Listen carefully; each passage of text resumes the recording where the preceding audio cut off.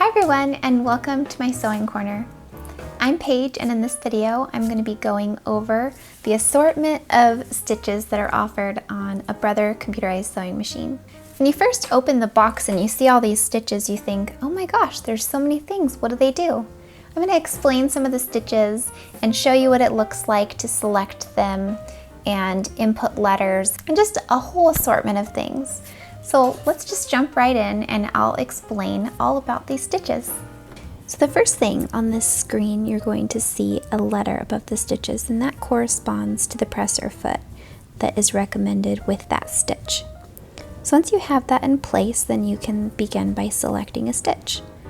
And you'll just put the number in that corresponds with what you want to use.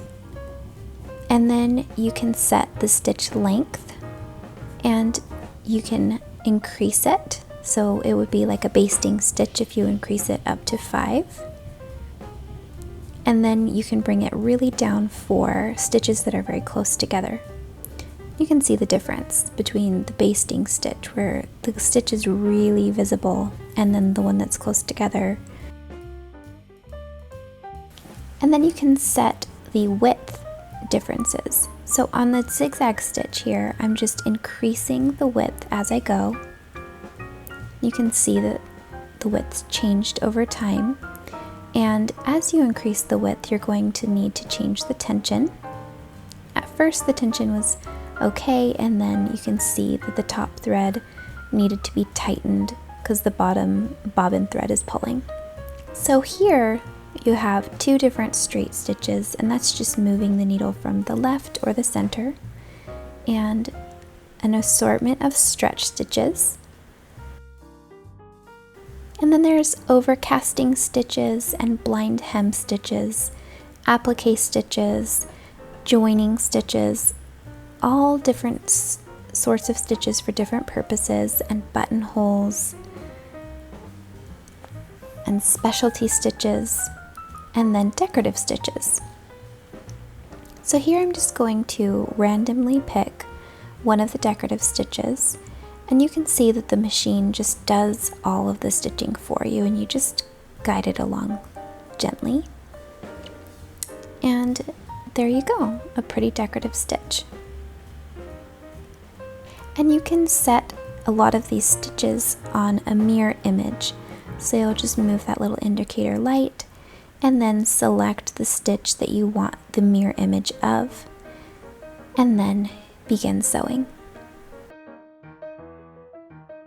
And you'll see that the orientation changes from left to right. And then you can switch to the character setting. Now you can input a word all at one time, and here I'm just using that delete button to clear out any of the programmed letters. And then now I'm going to select the first letter I want and click add. Then I'll select my next letter and add that. So now that's in position 2. So I'll just keep doing that, and you're creating a word and setting the position that it's in. And once you've gotten to the end of your word or sentence, then you just stitch and the machine will stop when it's reached the end of your programmed word.